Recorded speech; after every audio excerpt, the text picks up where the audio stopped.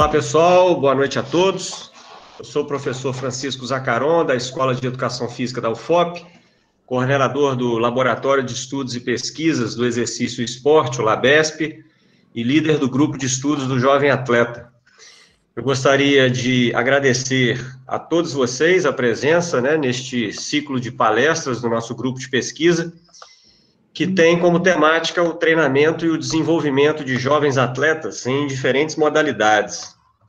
Nós vamos ter a oportunidade de aprender e debater com professores doutores, treinadores, gestores, atletas e ex-atletas, que irão compartilhar um pouco do seu conhecimento, especialmente o conhecimento científico, de forma aplicada.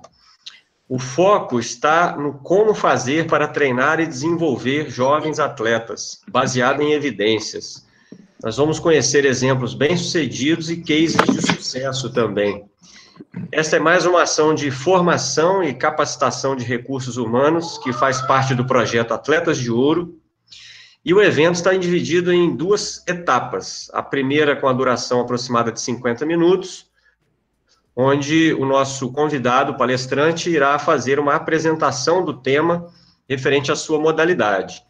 Durante a apresentação, eu peço a todos que mantenham seus microfones desligados. E na segunda etapa, a gente vai abrir para perguntas pelo chat, ou eventualmente também diretamente ao participante. O evento, ele está sendo gravado, e posteriormente ele será disponibilizado em nosso canal do YouTube. Então, por isso, eu solicito que todos os presentes nesta sala postem lá no chat que estão de acordo com a gravação e posterior divulgação deste vídeo, bastando digitar a palavra concordo ou autorizo, ok?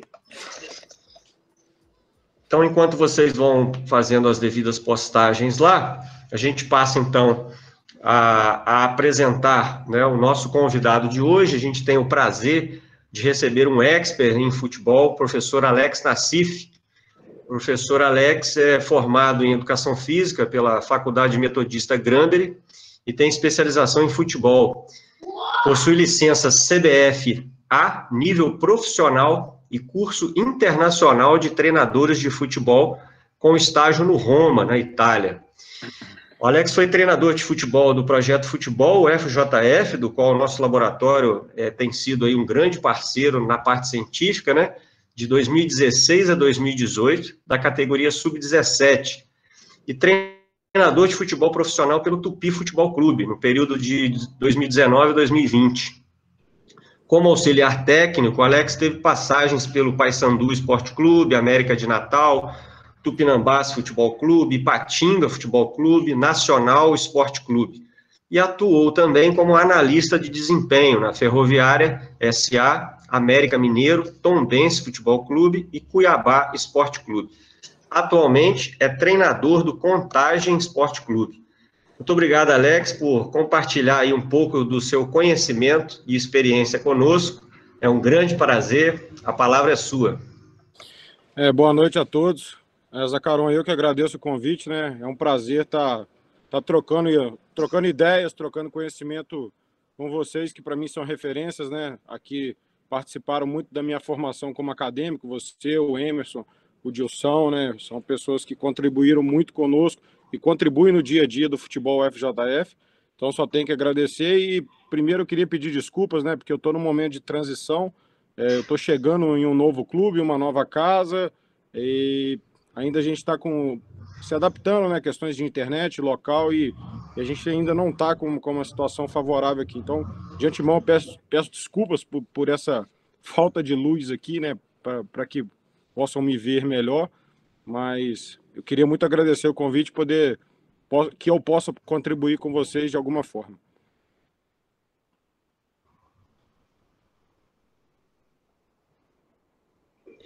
Ok, Alex. Quiser compartilhar? Já começo aqui a apresentar? Isso, pode compartilhar a sua tela e a gente inicia. Aí, tá, você vai me dando feedback aí se está chegando. Ok, já está rodando aqui. Pronto, a gente já está visualizando a sua tela. Tá bom. Já está expandir a tela aí. Tá ok. Isso, se você quiser expandir a tela agora, isso, maravilha, tá ótimo. Foi? Tá tudo tranquilo? Sim. Então tá, boa noite a todos aí. O professor Zacaron me fez o convite para que a gente possa falar de futebol, né? E principalmente falar dessa etapa de formação do jovem atleta ao longo dos anos, né? Eu vou trazer alguns conteúdos em alguns momentos que a gente vai falar um pouco de exemplos que aconteceram no profissional, mas que também atendem às categorias de base, né? Muitos dos treinamentos que nós fazemos no futebol profissional, nós podemos fazer nas categorias de base de formas adaptadas, mudando regras de ação, mudando a composição de princípios. Então a gente vai falar muito sobre isso nesses 50 minutos e também na hora que a gente estiver falando sobre perguntas. Aqui, quem eu sou, quem eu estou, né? Eu gosto de falar muito isso porque em determinados momentos a gente atua em algumas situações que não é a que a gente mais gosta, mas que de certa forma contribuem muito para a nossa formação, né? Como o professor Zacaron falou, eu tive a minha graduação em Educação Física, fiz 2 pós-graduações, tenho a minha licença A da CBF, que eu tirei em 2019, e participei, tive uma experiência na Roma da Itália, onde eu acompanhei as categorias de base, né, de sub-11 a sub-20, pela Escola Europeia de Futebol. Então, eu só trago aqui os clubes que eu já passei, e atualmente eu acabei de assumir o projeto do Contagem Esporte Clube, que vai disputar a segunda divisão do Campeonato Mineiro. Bom, o que a gente pode falar do futebol, né? O futebol é um esporte, né, que é imprevisível, né? Não é um esporte onde a gente pode ter uma composição igual a ginástica artística, por exemplo, onde a gente tem um começo, um meio e um fim. O futebol é imprevisível, é um caos, então você não consegue determinar o que vai acontecer aos 15 minutos, aos 20, aos 35. Então a gente tem que a todo momento lidar com uma imprevisibilidade e, ao mesmo tempo, estar preparado de alguma forma para essa imprevisibilidade, né? O jogo acontece em uma regra oficial de 11 contra 11, numa metragem de 105 por 68, e para isso a gente tem algumas referências, né? As primeiras referências que a gente tem que observar do jogo são os setores, onde a gente tem 4 setores onde a gente define, né? Setor defensivo, médio defensivo, médio ofensivo e ofensivo. Outras referências que a gente pode utilizar para fazer uma leitura inicial do jogo são os corredores. Um segundo momento são os quadrantes, né? Até um debate atual, né? O Garganta é um pesquisador, né, de Portugal que fala muito em 12 quadrantes. E aí, hoje em dia, uma proposta da Inglaterra, né, do Carlin, do Williams e do Haley, faz uma proposta de 18 quadrantes, onde existe uma zona de perigo, né, que seria a zona 14, se a gente pensar que estamos atacando para cima, certo? Então, se mudasse o campo ofensivo, mudaria também essas numerações e a zona de perigo. E baseado nisso, né, o Guardiola tem uma proposta muito parecida, e nesses últimos anos aí tem se estudado muito essa divisão do Guardiola. Até o Guardiola faz uma proposta no campo do Bayern, né, onde ele pede que no centro de treinamento do Bayern de Munique haja uma pintura do campo para que ele possa utilizar dessas referências para poder ensinar aos seus atletas. E através disso, né, alguns pesquisadores hoje em dia estão falando muito no meio espaço, que seria considerar isso que o Guardiola, né, vê, se vocês observarem, ele divide o jogo em cinco corredores. Então é importante a gente observar essas referências. Num outro momento, a gente precisa entender que o jogo de futebol, por causa dessa imprevisibilidade, a gente precisa dividir em algumas dimensões, né? No início, se dividia muito o jogo em questões físicas, técnicas e táticas. E ao longo do tempo se deu uma importância muito grande para a dimensão psicológica. E hoje em dia, né, até uma proposta nossa, né, até deixar um pouco explícito, né, do que a gente está fazendo, eu estou em produção de um livro, e uma dessas temáticas, né, que eu e o professor Marcelo Mata, que é titular como professor da Universidade Federal de Juiz de Fora, então nós estamos produzindo um livro junto, e uma das propostas que a gente tem nesse livro é falar sobre a dimensão social, né? Então a gente precisa pensar muito nisso, no momento atual do futebol, que é uma quinta dimensão, onde a gente trata muito importante para o desenvolvimento dos atletas. E através disso, né, dessa evolução, houve uma evolução também das metodologias de treinamento. Então, para a gente falar, né, como o jovem atleta ele vai, ao longo dos anos, tendo a sua performance, a gente precisa falar dos treinos, como fazer para que o atleta atinja a sua máxima performance. Essa evolução dos treinamentos, ela teve 3 fases, né? Que foi a primeira delas, a fase empírica, que a partir do momento que se iniciou as Olimpíadas, né? Até nós estamos no momento olímpico. A partir do momento que começou as Olimpíadas, as pessoas começaram a pensar num jeito de treinar, mas baseado no que elas faziam, né? E a partir dos anos de 1950 começou-se um processo científico de começar a estudar, e a partir dos anos 70 uma parte moderna contemporânea, que aí são as pesquisas mais atuais. Então, a gente tem alguns pesquisadores aqui, eu não vou me prender muito a isso, só queria trazer para vocês uma cronologia, né, do que aconteceu nessa etapa empírica. Vários pesquisadores, né, a primeira Olimpíada lá em 1896 em Atenas. Então, a gente teve vários pesquisadores, principalmente na década de 10 e 20, né, do século XX aí. E aí, vários desses começaram empiricamente a estudar as metodologias de treinamento. Já a partir de 1950, né, o pai da periodização tática, o Matveev, que muitos de vocês já devem ter conhecimento, estudado muito, começou-se a propor uma periodização ao longo dos anos, né, e geralmente ao longo de 4 anos, né, que seria o ciclo olímpico, porque é o que era baseado o treinamento no ciclo olímpico. Então, muitos pesquisadores, né, Orajev, Vorabej e Peter Tchiene, foram grandes profissionais que falaram que estudaram isso na década de 50, 60 e 70. A partir disso, né, e até hoje nós temos a etapa moderna contemporânea, e aí a gente tem Verkhoshansky, que aí começou a dividir os treinamentos em bloco, treinamento individualizado, competitivo, período competitivo longo, e assim, o Bangsbo, que é um profissional que estudou muito a parte do futebol, tanto de treinamento quanto de testes, né? É uma pessoa que evoluiu muito, tanto ele quanto o Antônio Carlos Gomes, que foi preparador físico do Atlético Paranaense, trabalhou no Corinthians.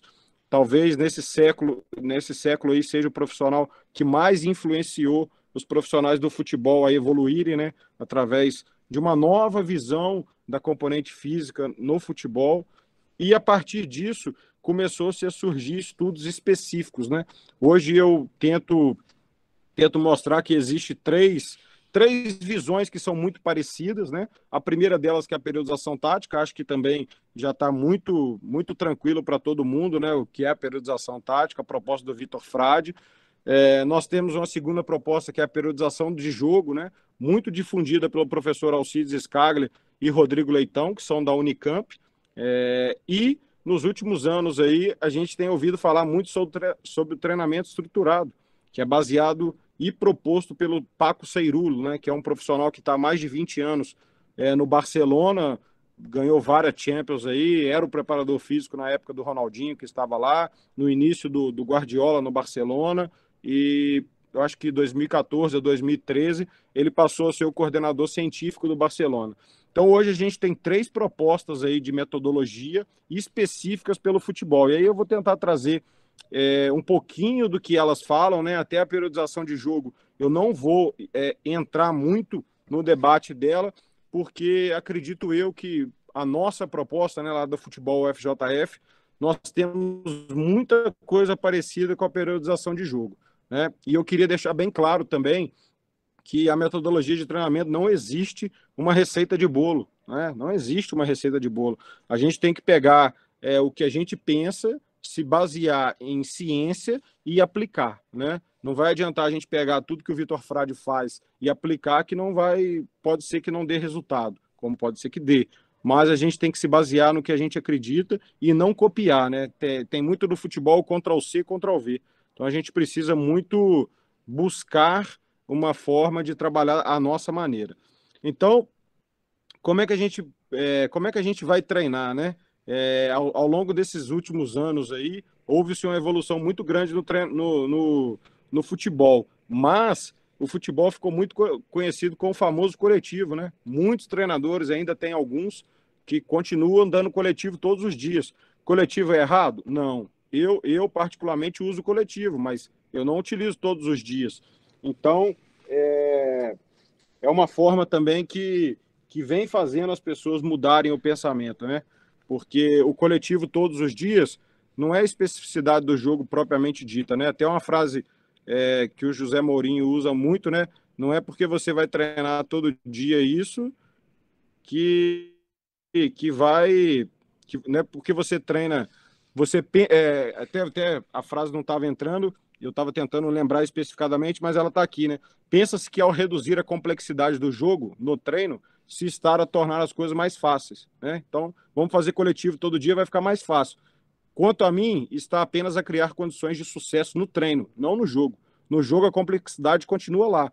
Então, não adianta a gente ficar fazendo coletivo, coletivo, coletivo, diminuindo a complexidade, porque ela vai estar lá no jogo. Então, a gente precisa estar trabalhando a complexidade dentro do dia a dia para que a gente possa atingir a complexidade e superá-la durante o jogo.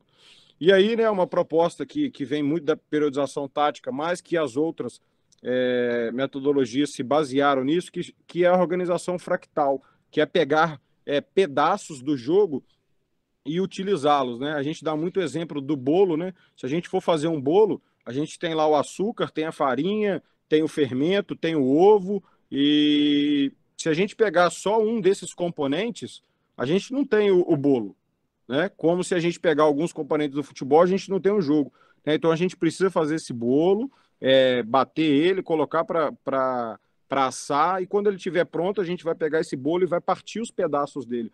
Partir os pedaços dele, a gente vai pegar cada pedaço desse e vai treiná-lo, né? Então, aí a gente tem confrontações, né? Aí a gente pode ver nessa imagem, a gente tem um sistema onde tem um jogo de 11 contra 11, onde a gente vai ter situações macros de 9 contra 8, situações micros de 3 contra 2, 1 contra 1, 2 contra 2. Então, essas situações micro seriam as fatias do bolo. Então, a gente precisa trabalhar essas fatias para que a gente consiga pegar o bolo todo, né, o bolo completo, e utilizá-lo e saber como fazer, como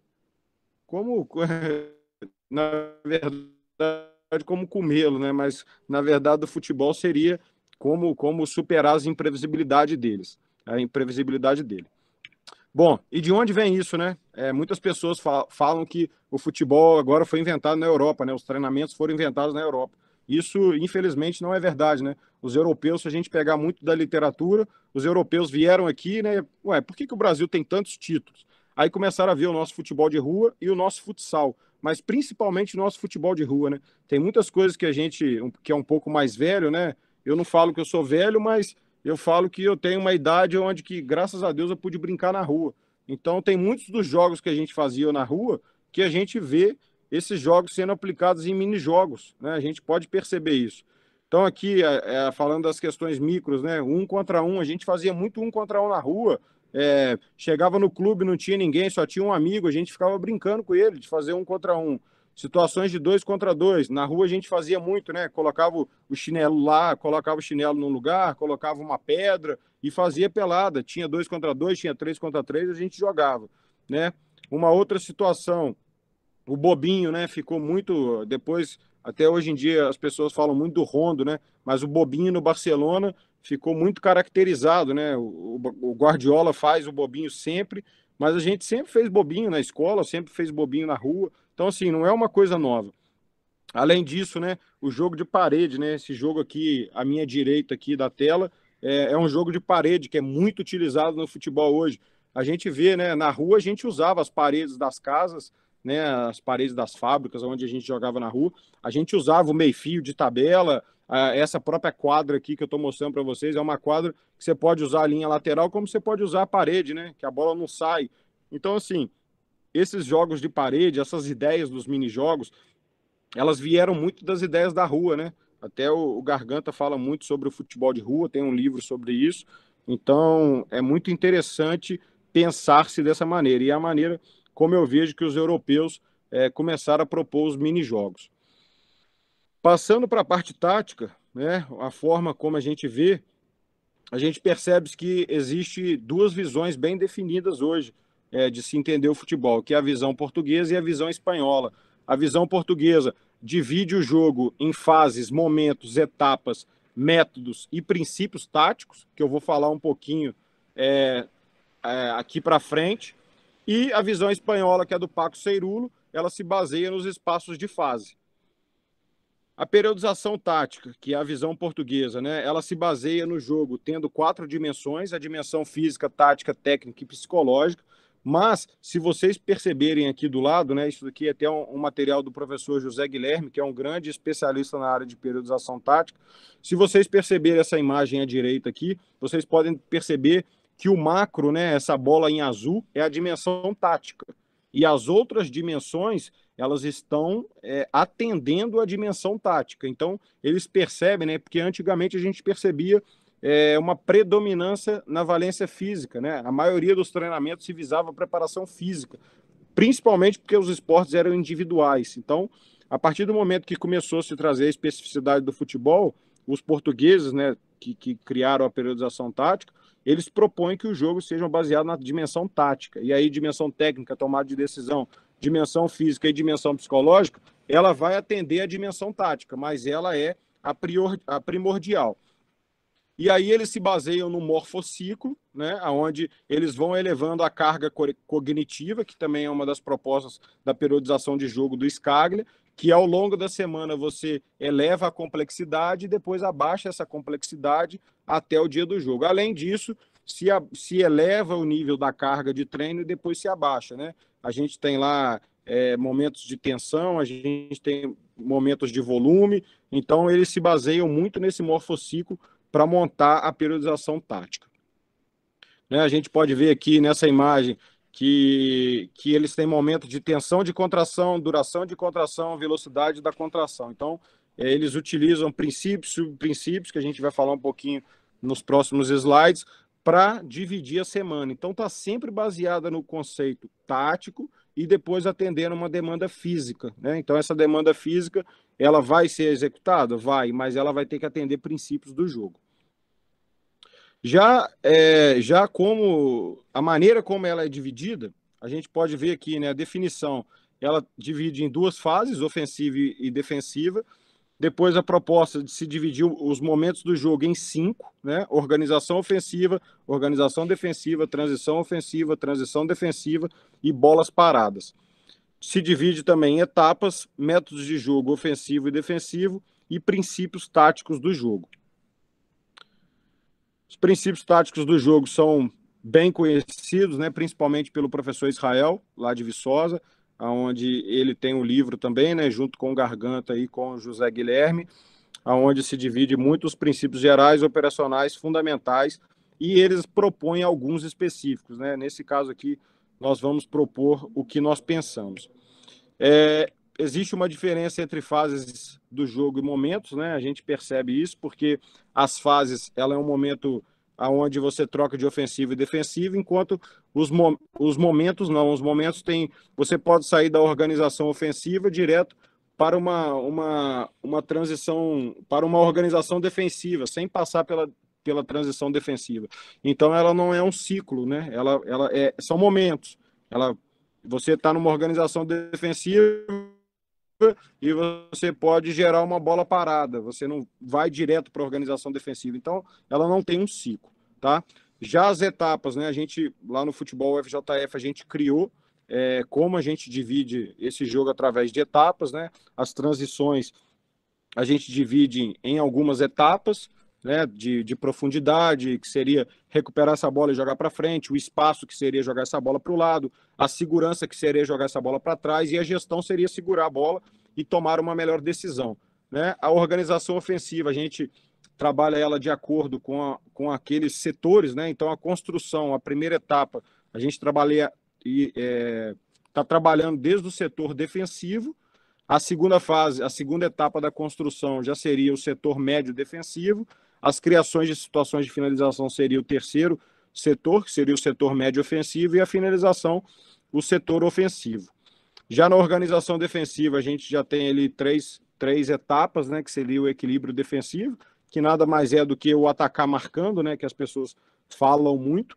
A recuperação defensiva, que seria como a gente se organizaria se a gente perderia a bola e já se posicionaria com um jogador para pressionar, com todos os jogadores para pressionar, ou se a gente retornaria para trás e utilizaria de blocos médios, baixos, para conter o adversário. E a defesa organizada, que nada mais é que os blocos, né? Que são os baixos, médios, altos, se a gente... E aí a gente vai entrar nos métodos de jogo, né, que são individual por setor, misto, zona e zona pressionante, que isso vai caracterizar como você vai se defender. Além disso, a transição defensiva, que eu falei um pouquinho, ela vai se basear muito, ela vai andar muito entrelaçada com a recuperação, né? Se a gente vai fazer essa transição com contenção, pressão, organização, ou SOS, que é a falta. Além disso, né, eu não falei ali dos métodos de jogo, mas na organização ofensiva a gente tem 4 maneiras de jogar, né? E isso vai depender muito do seu modelo de jogo. Se você vai querer um jogo mais posicional, que seria mais de posse de bola, ou um jogo mais direto, né? Já ligando para o último setor. Se você vai ter um método rápido ou um contra-ataque. A partir disso, a gente vê os princípios táticos do jogo, né? E o Israel fez uma proposta, né, de se dividir os princípios fundamentais em 5 ofensivos e 5 defensivos, que são a penetração, cobertura ofensiva, mobilidade, espaço e unidade ofensiva, e os defensivos, que seria contenção, cobertura defensiva, equilíbrio, concentração e unidade defensiva. Como a nossa palestra, né, a gente tem muito pouco tempo, eu não vou ficar entrando muito para explicar cada um, né? Eu estou jogando mais um processo para vocês entenderem como a gente faz a formatação dos treinos. Mas, caso alguém não tenha alguma dúvida sobre isso, a gente responde no final da palestra. Após, né, esse período de princípios gerais, operacionais fundamentais, a gente vai para os princípios específicos. E aí a gente tem uma proposta, né? A gente tem uma proposta lá na UFJF, que esses princípios, eles vão nos dar a característica do nosso modelo de jogo, né? Porque o nosso modelo de jogo, a maneira como nós jogamos, ela se baseia nesses princípios, né? Então a gente tem alguns princípios que atendem à organização ofensiva e outros, a organização ofensiva e transição ofensiva, e outros que atendem à organização defensiva e à transição defensiva. A gente divide, né, em tática coletiva, tática de grupo e tática individual. A gente se baseia essa divisão no glossário da CBF, né? Tá até que foi proposto ano passado, né? A CBF publicou, foi o professor Carlos Tiego que foi responsável por fazer. E aí a gente divide nessa tática coletiva, que seria os princípios, né? A tática coletiva é sempre que tiver mais que 5 jogadores atuando. A tática de grupo, que são os subprincípios, é quando a gente tem de 2 a 4 jogadores, e a tática individual, que seria os subprincípios dos subprincípios, quando é uma ação individual só do próprio atleta, tá bom? Já a visão espanhola, ela vem dos espaços de fase.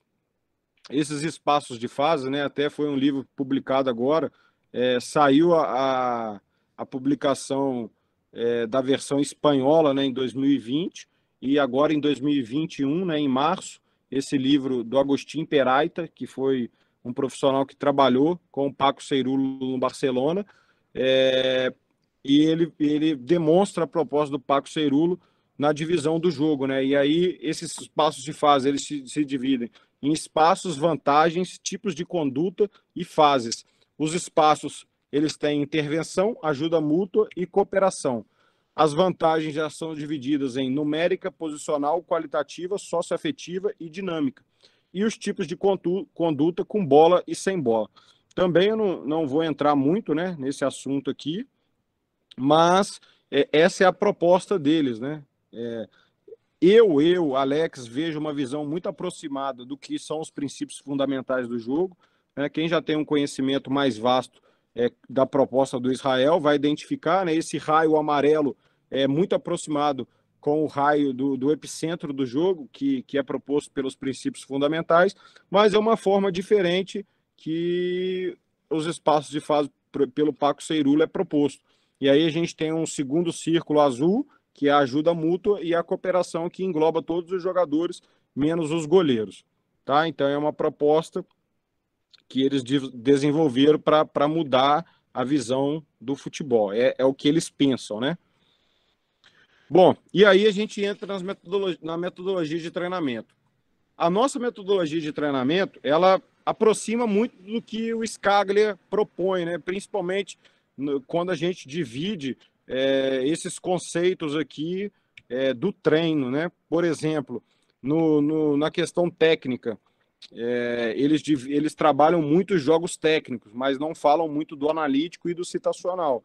Mas nós acreditamos que esses componentes são muito importantes a serem trabalhados. Até eles trabalham muito analítico, mas pensando no cognitivo, que vai ser um dos exemplos que a gente vai falar nos próximos slides.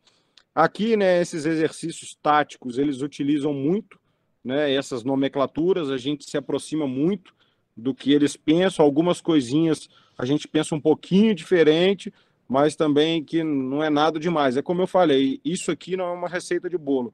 O ideal é que cada lugar, cada treinador, cada clube tenha o seu jeito de trabalhar, tá? Então, isso é como a gente divide os treinamentos, tá? Eu vou falar um pouco, um, um, explicar cada um deles nos próximos slides. Só o componente físico que vai estar um pouquinho mais atrelado aos componentes técnicos e táticos, não, só vai ser trabalhado mais isoladamente quando for um período de recuperação dos atletas, ou um período de academia, ou um período específico dentro do campo, onde a gente vai trabalhar com pesos livres, tá bom? Então, o primeiro componente técnico é o analítico. Porém, a gente não pensa naquele analítico que é um jogador de frente para o outro, tocando a bola, jogando a bola. Pode ser utilizado? Pode, mas a gente tenta pensar no analítico cognitivo, né? Por exemplo, esse aqui é um trabalho onde a gente pensa muito no domínio orientado, tá? Esse trabalho é um trabalho que a gente pode trabalhar tanto nas categorias de base quanto no profissional. Só que na categoria de base, você pode fazer um trabalho desse de complemento ou de parte principal do treino, variando várias coisas, regras, número de jogador. Você pode colocar outras situações, menos que tenha confrontação, porque senão deixa de ser analítico e passa a ser situacional. Então aqui é uma situação, né, onde o jogador verde, azul e vermelho está com a bola, o jogador amarelo está esperando a bola e o jogador branco não, desculpa, o treinador em branco, ele está com 3 cones, um verde, um azul e um rosa. No caso vermelho, né, o pratinho aí não tá bem colorido, que são as cores dos jogadores com a bola.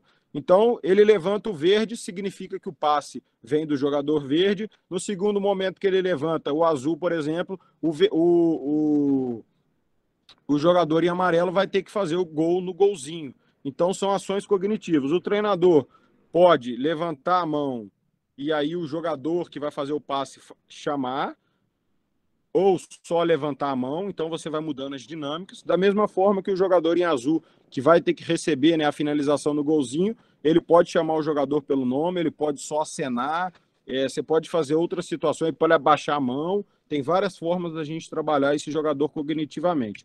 E aí o vídeo, né, aqui no futebol profissional, é um complemento. Não sei se está dando para ver o meu mouse aqui. Está dando para ver o meu mouse, vocês? Sim. Então, beleza. Aqui eu estou aqui, né? Meu auxiliar está aqui, eu estou deixando ele comandar o trabalho, ele está com os coletes aqui. Então, nós temos aqui o jogador de azul, a gente tem outro jogador aqui e um outro jogador aqui. Ele vai levantar uma cor, o primeiro jogador que ele levantou a cor vai fazer o passe, o segundo jogador vai receber o passe dentro do golzinho. Então, esse estímulo cognitivo vai ser feito pelos jogadores que vão fazer o passe. Então, olha lá, ele levantou uma cor, já levantou a outra. Ó, levantou o verde, o passe veio do verde e foi para o laranja, né? Até deu uma tremidinha na câmera. Ó, levantou laranja e azul. O passe vem do laranja e vai ter que chegar no azul. Olha, estímulo cognitivo. Quem está fazendo o passe está chamando, tá? Vou passar de novo aqui. É um exemplo. Ó, levantou, já tinha levantado os dois, veio de um lado, chegou do outro. Ó, vai levantar o verde e o laranja. Já chamou, tá fazendo. Então ele está fazendo um analítico, porque ele não está tendo confrontação, mas ele está tendo que fazer quebra de pescoço, domínio orientado, fazendo passe, fazendo recepção. Então a gente está trabalhando uma forma analítica, sendo cognitivo. No segundo momento, a gente já vem para as confrontações, que aí são jogos situacionais. Aí a gente pode ter cruzamentos, finalizações, 2 contra 2, 1 contra 1 na beirada, 2 contra 1 na beirada, né? Vou mostrar algumas situações aqui, isso daqui eu acho que é mais simples da gente explicar. Vou mostrar algumas situações de treino. Esse momento aqui, o goleiro faz a reposição na lateral, e aí esse passe na lateral gera um cruzamento, gera um confronto de 3 contra 2 dentro da área. Depois essa bola vem do lado de lá, cruzamento, 3 contra 2, finalizou, e aí essa bola vem com o treinador aqui, rasteira, de novo um 3 contra 2. Então a gente está fazendo situações de jogo. É um jogo técnico, porque você está fazendo cruzamentos, finalizações, passe, mas ao mesmo tempo você está tendo as situações de confrontação do jogo. Você não está fazendo simplesmente o analítico, ele está tendo uma situação de jogo específica. Então, de novo vai vir a bola com o treinador. Vocês podem ver que do outro lado já está trabalhando metade do grupo, então tem que ser muito dinâmico, não pode ter um monte de fila. Vocês estão vendo que está todo mundo trabalhando ao mesmo tempo em 2 gols. Um outro treino, né, que seria um outro treino técnico, é uma situação de 1 contra 1 na beirada aqui. Ó, sai um jogador 1 contra 1 na beirada, não pode deixar ele entrar na área. Entrou dentro da área, já era. Situação de 3 contra 1 com o zagueiro, né? Saiu um zagueiro aqui.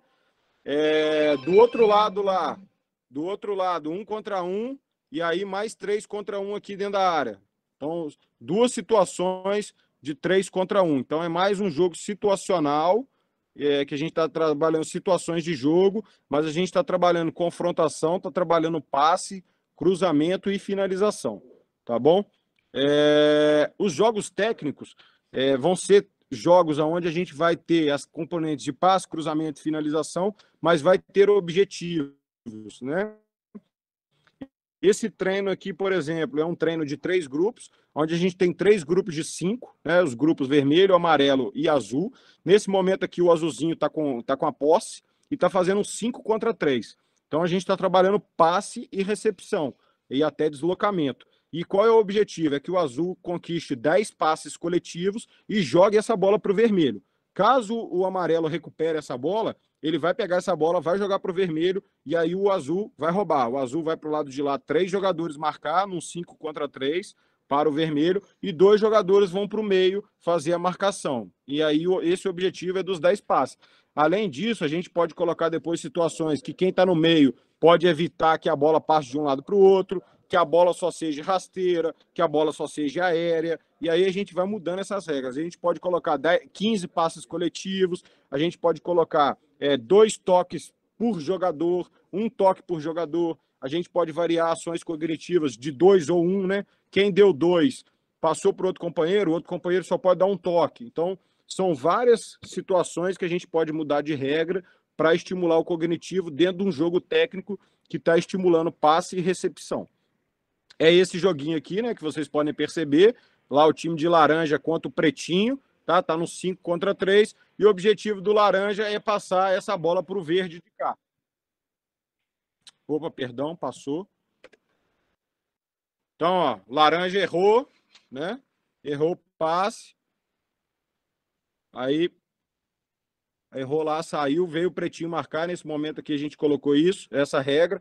5 contra 3, o objetivo do verde é conquistar 10 passes coletivos e passar aquela bola lá para o laranja. Aqui a gente já tem um time de fora, que seria o 4º time, né? Seria o 4º time.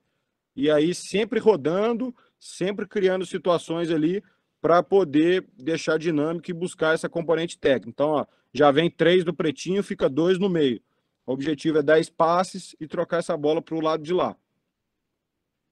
Então não precisa, né, ficar um de frente para o outro. Ó lá, tá tendo deslocamento, ó, o jogador está sempre deslocando, passe e recepção. Como eu tinha falado, né, o treinamento das metodologias físicas, a gente vai sempre tentar trabalhar em forma de jogos, mas vai ter alguns momentos, né, principalmente na fase de início do microciclo, né? A gente vai trabalhar musculação na academia, vamos trabalhar força na academia, vamos fazer exercícios integrados, né, de valências físicas específicas dentro do campo, com mini-jogos, e também vamos trabalhar muito a questão da prevenção, né? Trabalhar o FIFA 11+, com exercícios coordenativos, de propriocepção, vamos trabalhar core, são componentes que a gente tem que trabalhar isoladamente do jogo, mas que não podem deixar de serem trabalhadas.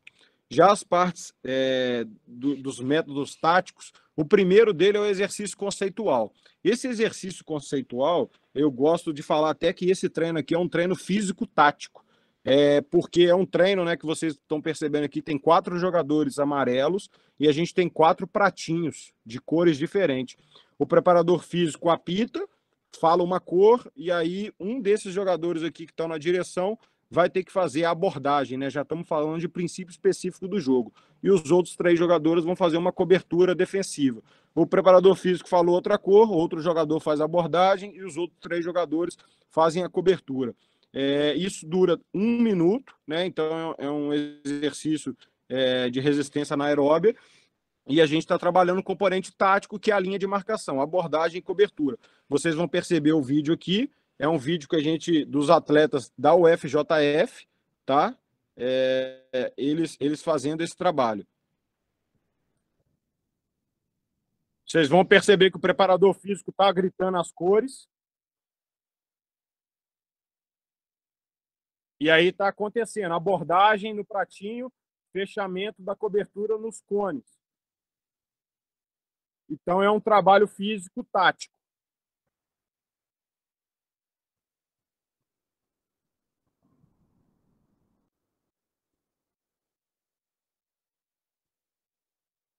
É um exercício que gasta muito do jogador e, ao mesmo tempo, está trabalhando o cognitivo dele, né? Que ele já está pensando na abordagem e na cobertura. Então, a gente não fica fazendo um treinamento físico que seja só bate e volta, bate e volta, bate e volta, bate e volta. A gente já está fazendo específico pensando no modelo de jogo.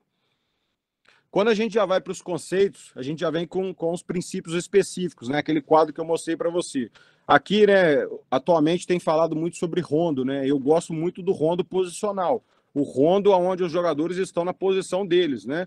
Então a gente tenta sempre trabalhar buscando que partes do jogo estejam. Então a gente tem momentos que a gente vai utilizar 2 zagueiros, 2 atacantes, laterais, né? Por exemplo, aqui são 3 times de 4. Eu posso colocar o verde, né, com 2 zagueiros e 2 atacantes. Eu posso colocar o vermelho com um lateral direito e um lateral esquerdo e os 2 do meio como 2 meias.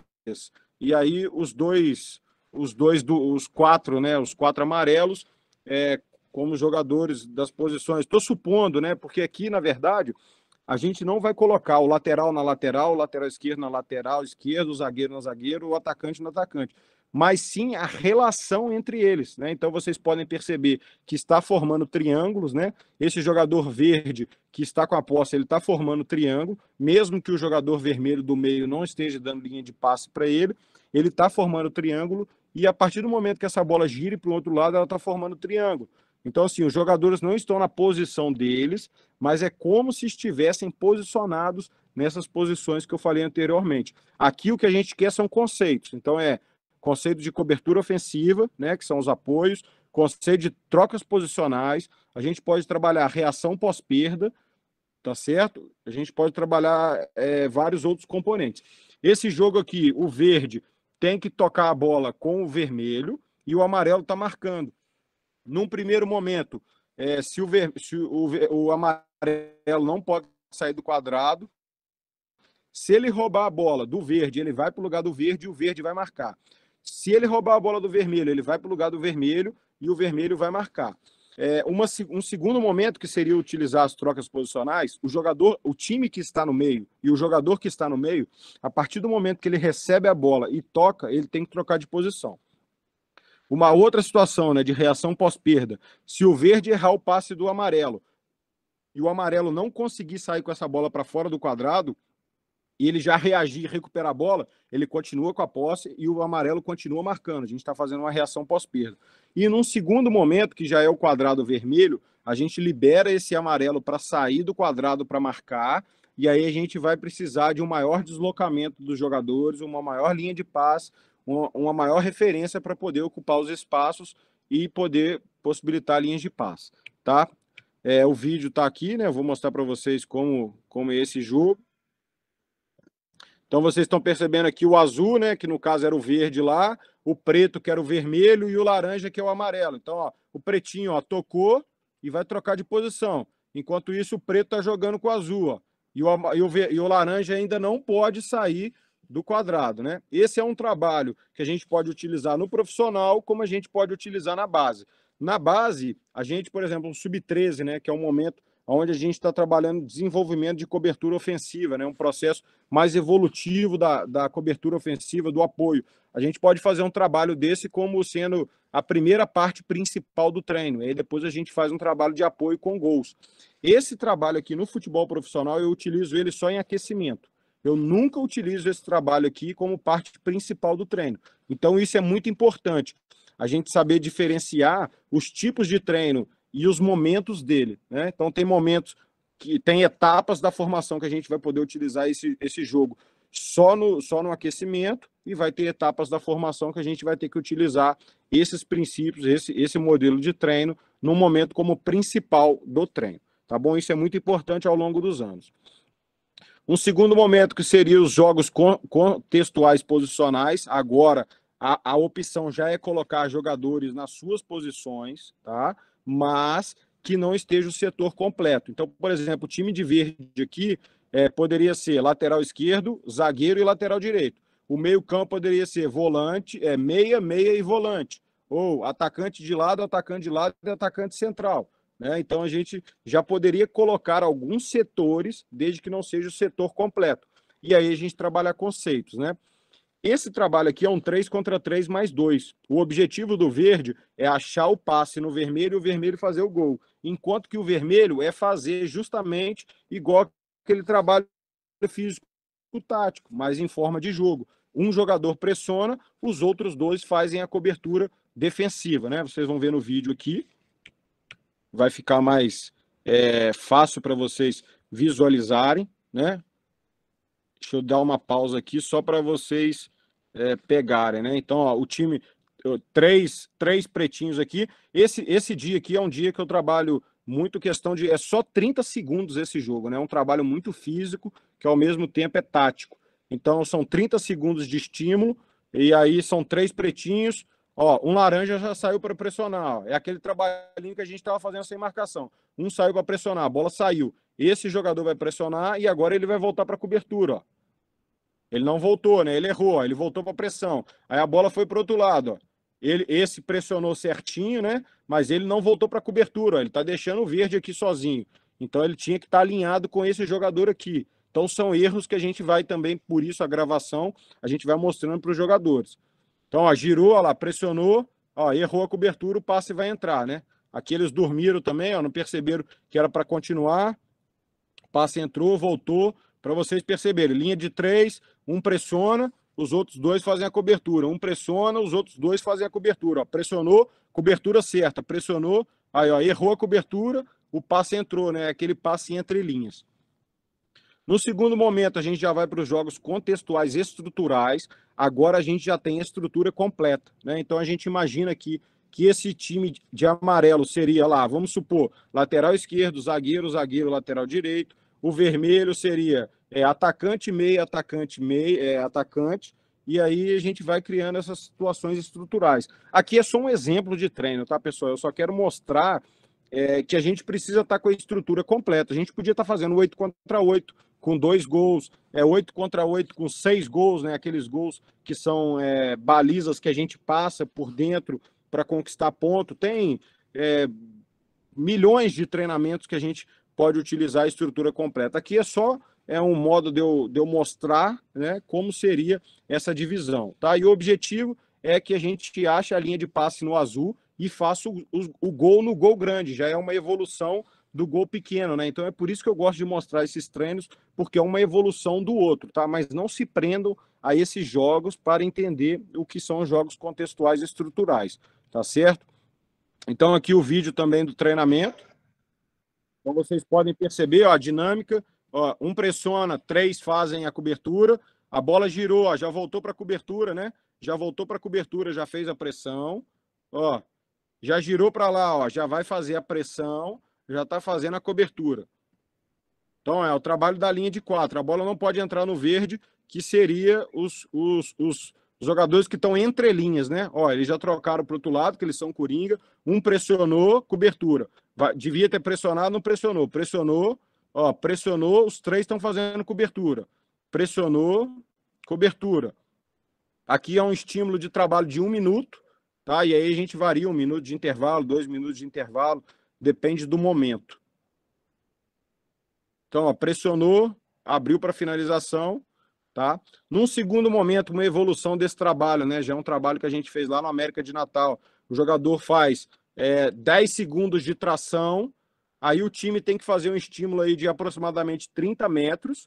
O time que chegou na linha de fundo primeiro tem a posse de bola. Então é um jogo igual o outro, só que você tem a tração, né, a força ali de puxar a tração, depois você tem o estímulo de velocidade e depois você tem um trabalho de resistência de força, né? Então, olha lá, você vai ver lá 10 segundos, puxando a tração, o time que chegar primeiro vai ter a posse. Também é 1 minutinho de trabalho. Ó, saiu os 4, velocidade, tiro, saiu primeiro, tem a posse, né? A imagem até que não tá legal aqui, não tá tão boa, mas vocês já viram outro vídeo, vocês vão entender qual era o objetivo, né? Que é 1 pressiona e 3 fazem a cobertura.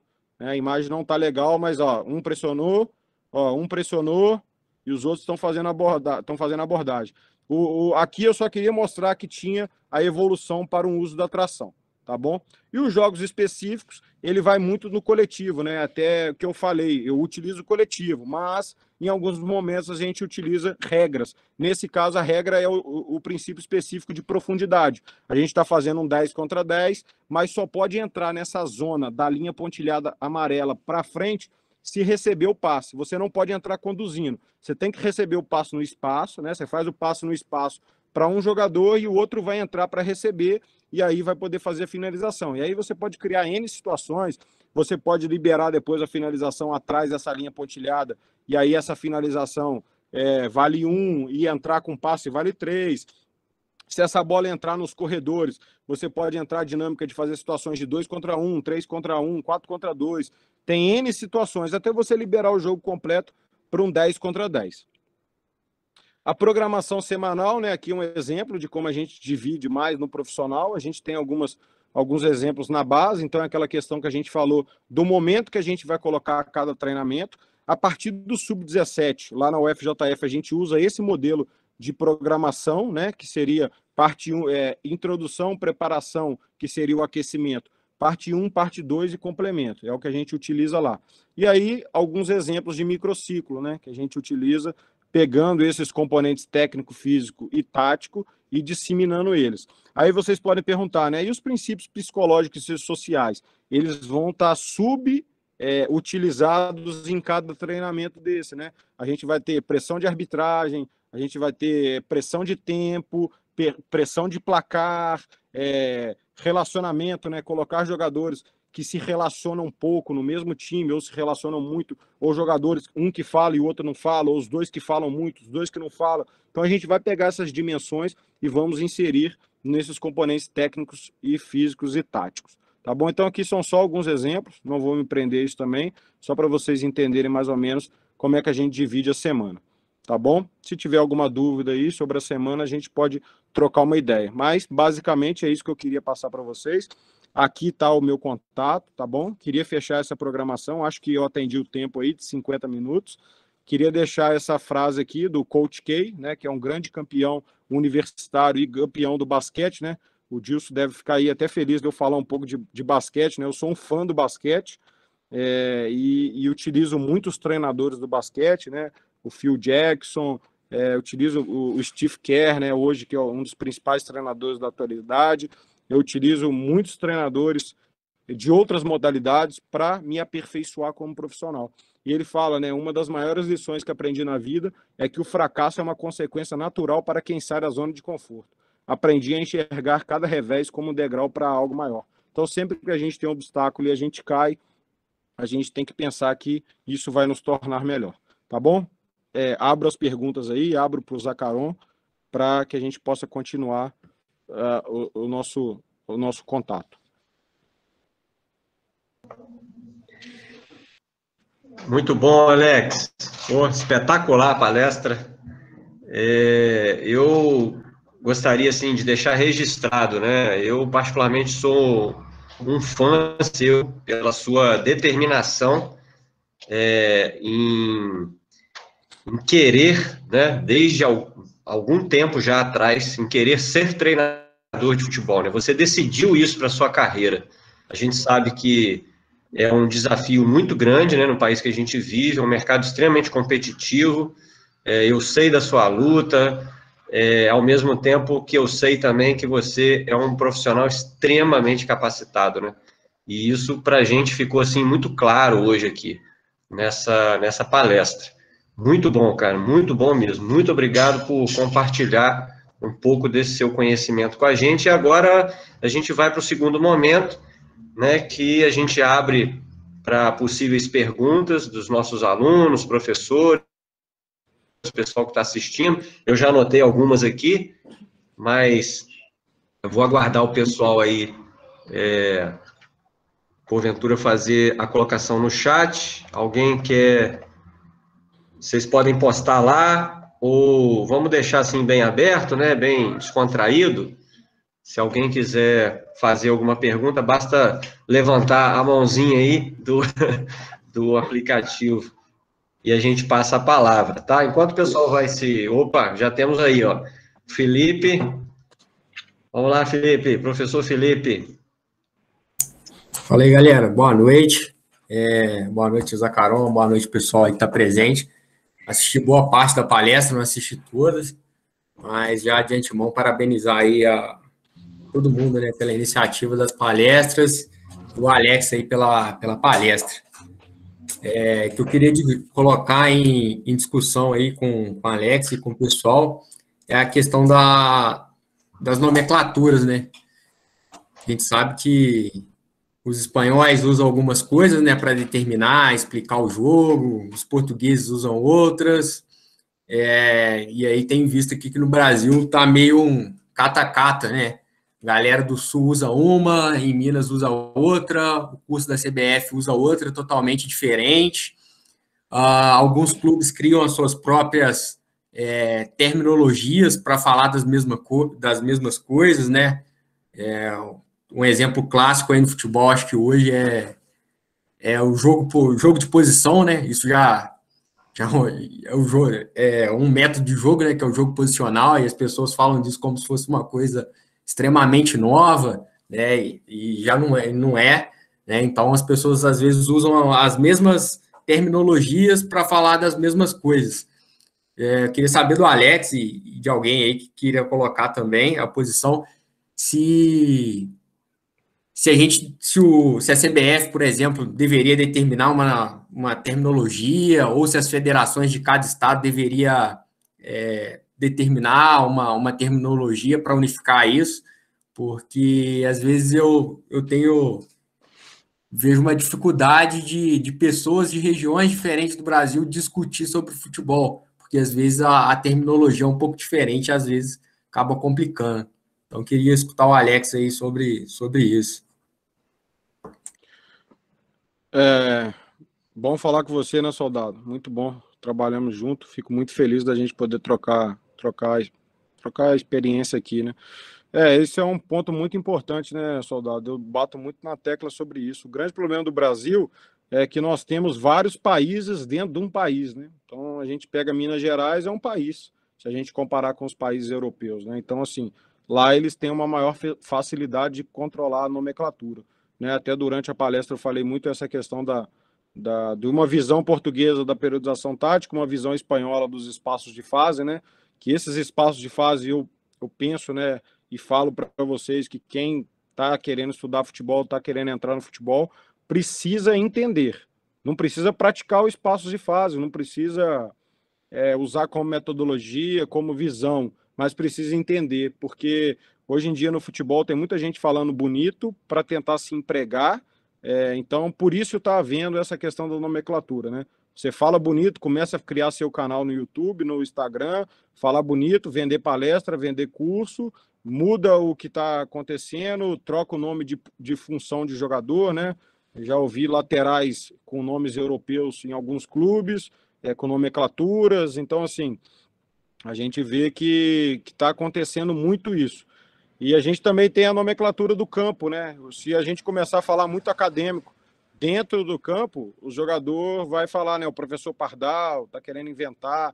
Então, a gente precisa ter uma nomenclatura acadêmica, uma nomenclatura para dentro do campo, mas eu acho impossível a gente conseguir fazer uma nomenclatura brasileira, né? Até o glossário da CBF é uma proposta sobre isso, e eles mesmos utilizam um princípio com 3 nomes, né? Então eles pegam um princípio de cobertura ofensiva lá e dão 3 nomes para que haja para que os treinadores mais antigos, os mais novos e os de meia idade se entendam, né? Então eles tentam isso, mas eu acho que vai continuar cada um falando a sua linguagem, cada clube falando a sua linguagem.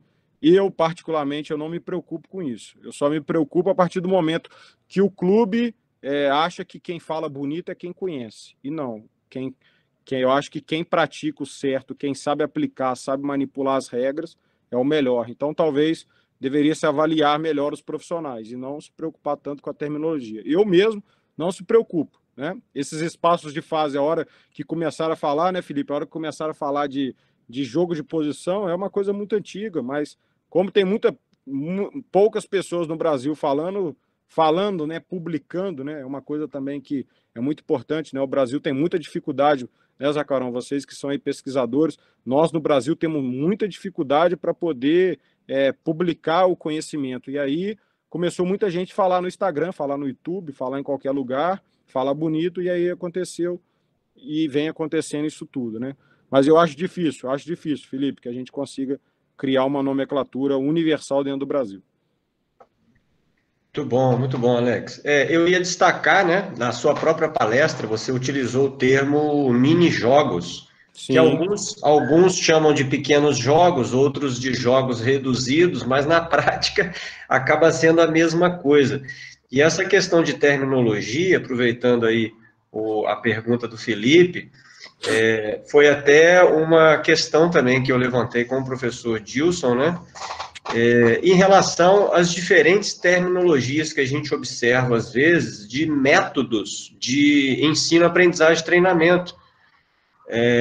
O que, na prática, o que a gente tem observado, mais ou menos dentro do que o Felipe comentou, é uma troca de nomenclatura, mas uma mistura de princípios que, quando você vai ver, a essência da coisa é muito parecido com uma coisa que já existia há muito tempo atrás, né? Sim.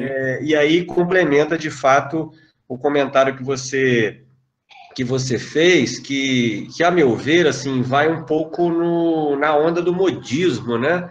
É um nome, de repente, novo. Isso, durante muito tempo, inclusive, aconteceu na própria ginástica, né, de academia, né? Às vezes, um método já tradicional da nossa área, inventava-se um nome novo, criava-se um marketing em cima daquilo, e aquilo virava uma febre, né? E a gente observa que no futebol também, por vezes, acontece isso. Passar, então, a palavra agora ao professor Hugo. Boa noite, Alex. Primeiro, agradecer pela palestra, parabenizar. Vou entrar um pouco na primeira pergunta também aí, né?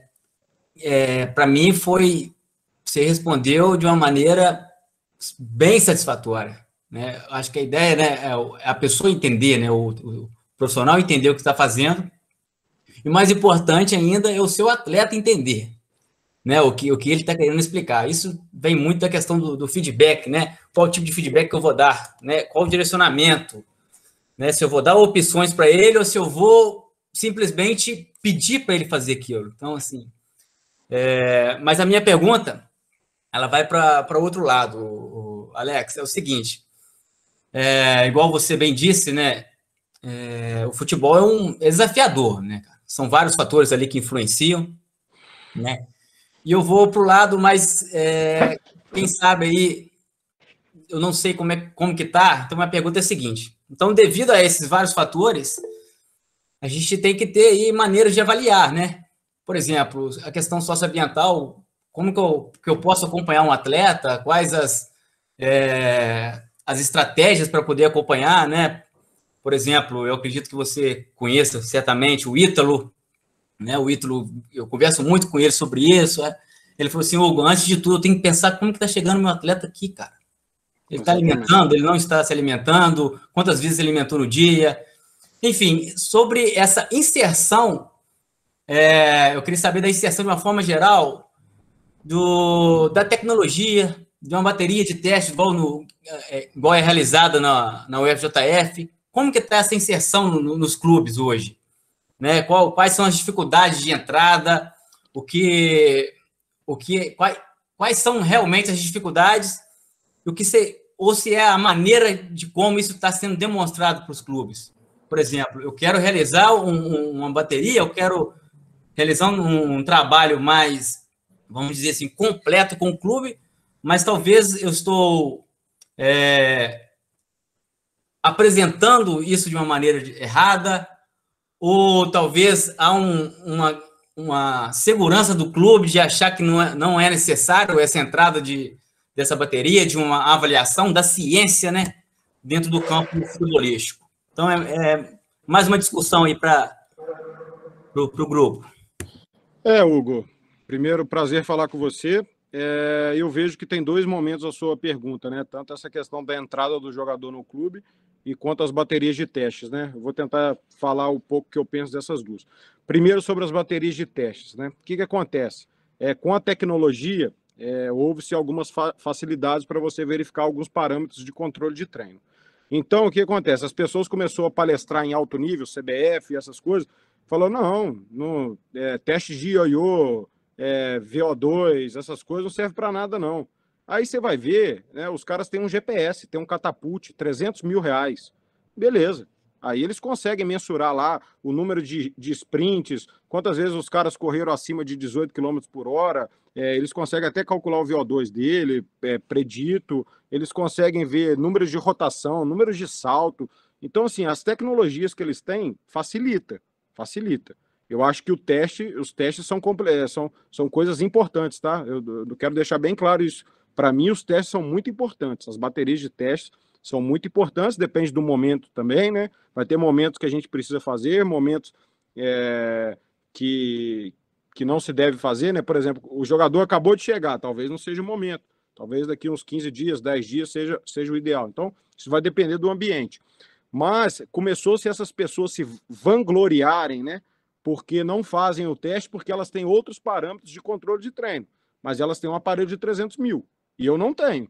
E aí? Eu aqui no Contágio vou fazer bateria de teste. Nós vamos fazer. Nós não temos GPS de alto nível. Nós temos o GPS aqui que o preparador físico comprou, investiu do próprio bolso, né? É um investimento pessoal que a gente leva para os clubes que a gente passa. Então, assim, esse é o primeiro momento, né? Então vem muito dessa questão do falar, né? Falar que eu tenho, falar que eu faço, mas você não vê a realidade do clube, então você tem que se adaptar. E o segundo momento que você falou da inserção dos jogadores no clube. Eu tenho para mim um grande exemplo, né? Todos os professores que estão aqui na sala, que são da UFJF, eu acho que para mim o máximo caso é o Max, que está no Flamengo hoje, que é um jogador oriundo das categorias de base da UFJF. É um atleta que os professores aí podem falar melhor do que eu, podem comprovar o que eu estou falando. É um menino que mora numa situação crítica financeira, é um menino que se alimentava com outro companheiro do time, né? É um menino que tinha históricos de lesão, porque ele não se alimentava bem, né? Ele, em 2017, ele teve uma lesão no joelho grave, né? Eu fiz a minha esposa tratar do joelho dele, né? Porque ela é fisioterapeuta, então a gente não tinha fisioterapeuta. Eu pedi a ela para cuidar dele, ela cuidou com o maior carinho dele. Então, assim, mas ele ia para os clubes e não passava. Ele não passava. E você acha que em algum momento o clube procurou saber aonde ele morava? Não, de jeito nenhum. Entendeu? Outro caso é o Wesley, né? Que saiu também do projeto UFJF, hoje joga no Brasil de Pelotas, Série B do Campeonato Brasileiro, é um jogador do Atlético Mineiro. A mesma questão. Não tinha alimento em casa, era um menino carente.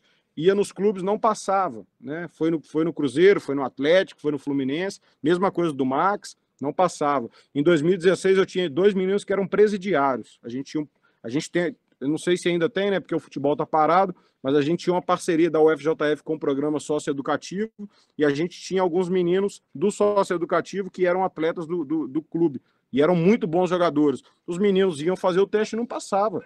Como é que você quer um menino que está no socioeducativo, que fica o dia inteiro, né? Vamos falar, preso, só sai para treinar? Como é que ele vai competir com o menino do Cruzeiro? Né? Então, assim, é uma crítica que eu já fiz com alguns amigos que eu tenho no futebol sobre as avaliações dos jogadores para o ingresso no futebol.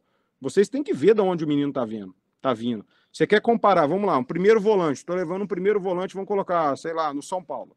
Aí o primeiro volante do São Paulo, ele come bem, ele dorme bem, ele já deve ter uma remuneração, né? Então ele pode investir na carreira dele, pode investir na suplementação.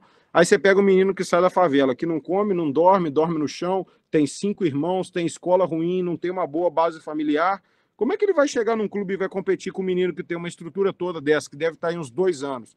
Então eu acho que isso também é uma coisa que os clubes têm que rever. É uma situação muito complicada, mas que a gente vê, né? Os talentos do Brasil saíam da periferia e hoje não. Os atletas estão saindo da onde tem mais condições financeiras, né? Porque tem muitos clubes aí pagantes, né? O jogador paga e joga, né? O jogador paga e pode jogar nas categorias de base. Então, tem tudo isso. Então, são muitos fatores intervenientes que a gente tem que ter cuidado ao avaliar. Perfeito, Alex. Obrigado, viu? Eu gostaria de dizer que eu já estou ansioso aí pelo livro. Se Deus quiser, vai sair, Hugo. Até o final do ano a gente vai sair, vai ser uma proposta bem bacana. A gente propõe esses princípios específicos aí ao longo dos anos.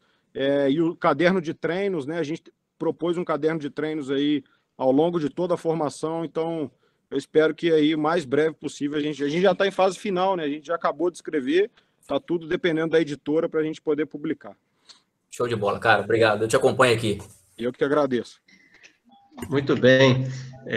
Interessante, Alex, porque você tocou em alguns pontos dentro da pergunta que o Hugo lhe fez, que inclusive eram pontos que eu tinha destacado aqui justamente para te perguntar, né? E já que o Hugo tocou no assunto de baterias de testes, né?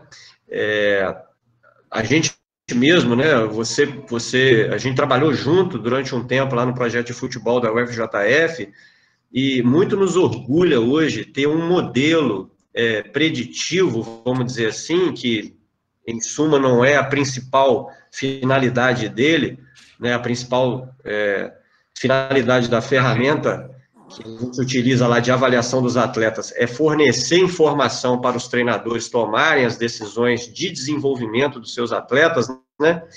Mas, como você muito bem destacou, que o projeto UFJF, ele já apresenta alguns cases de sucesso, né? Você citou o nome de alguns, e que, inclusive, no nosso modelo preditor, eram jogadores realmente de alto potencial esportivo, né? De elevado potencial esportivo, e isso é muito bacana.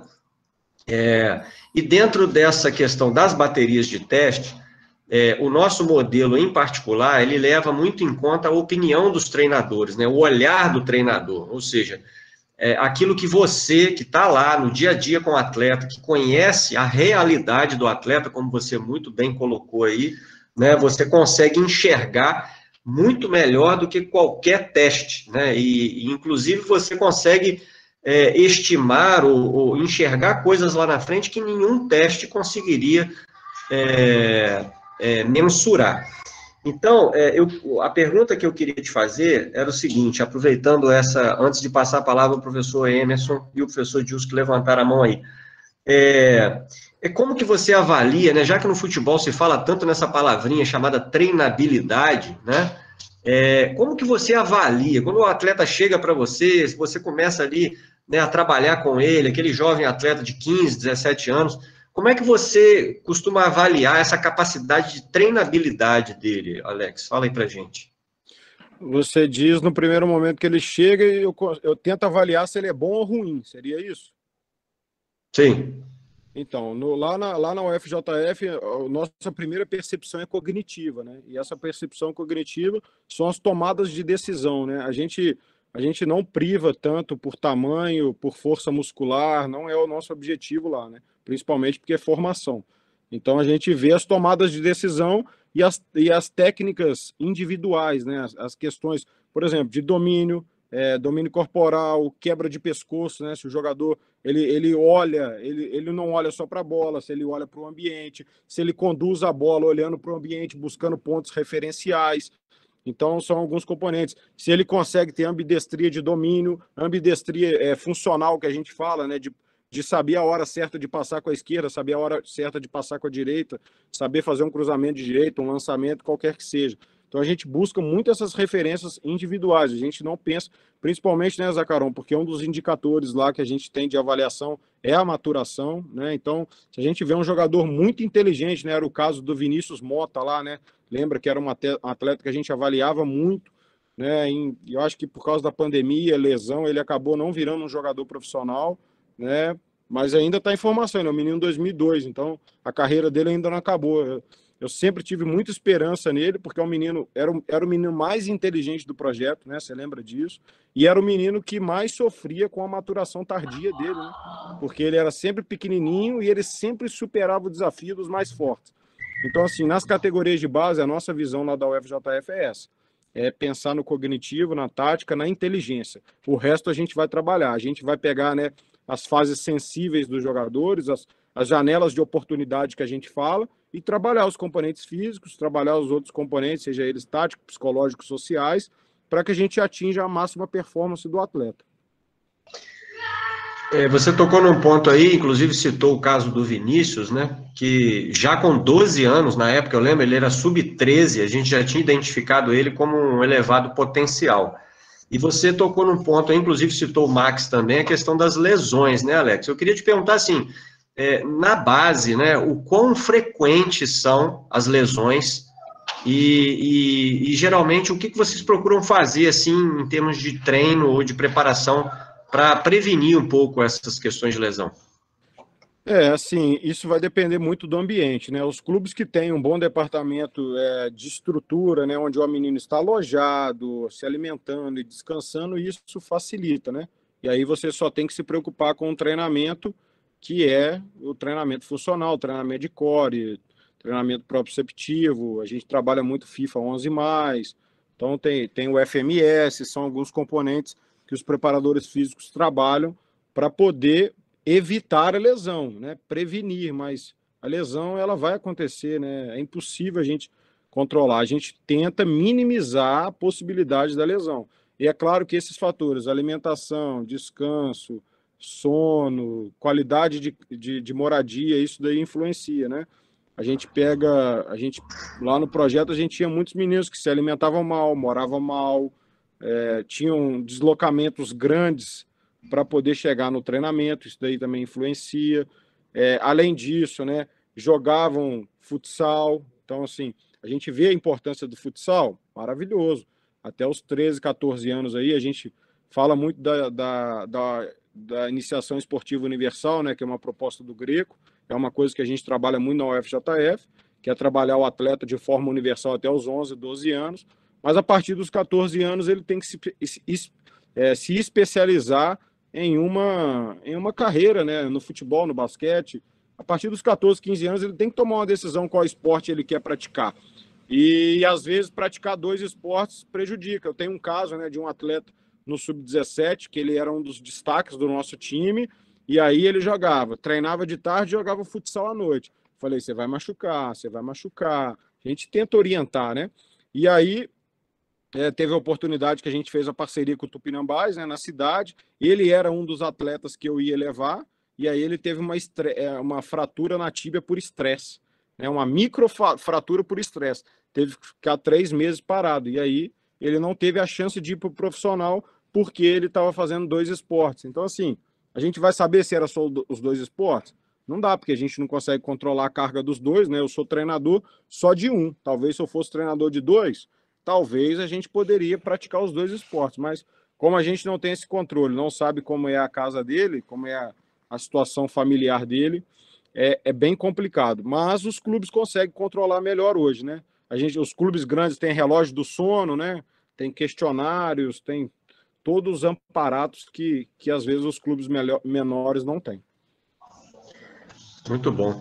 Passar a palavra ao professor Dilson, na sequência, o professor Enes Filipino.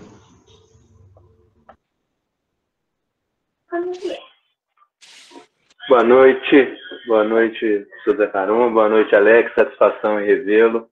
Boa noite, Dilson. Acompanhando aí sua carreira aí, Obrigado. Acompanhando aí os caminhos que você vai traçando, é bom te se reencontrar aqui. Vou ser breve, até porque o Hugo já abriu o caminho para a minha pergunta. Na verdade, vou pedir um spoiler, usando o linguajar atual, né? Essa era a minha pergunta. Mas só fazer um comentário aqui.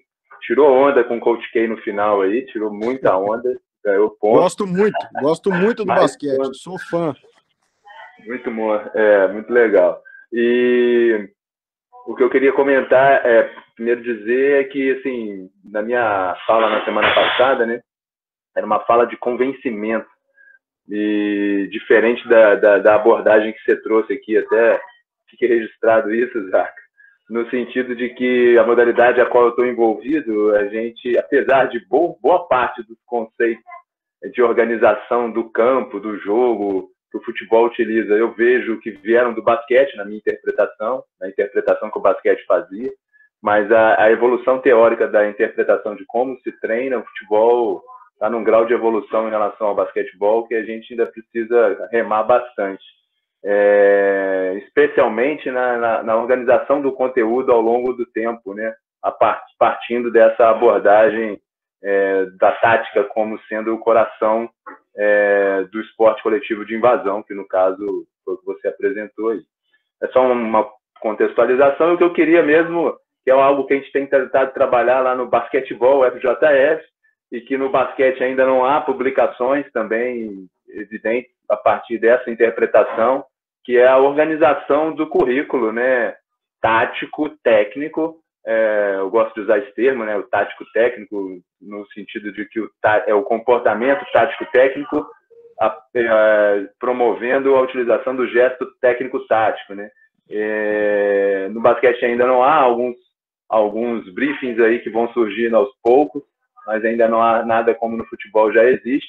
Eu queria saber um spoilerzinho do livro, né, que aí no caso, como um exemplo bem básico de como organizar esse conteúdo ao longo das categorias menores. Por exemplo, vamos supor aí, pegue um conceito ou um tema e só dá um briefingzinho de como ele seria distribuído ao longo do tempo nas 4 primeiras categorias da primeira etapa de formação.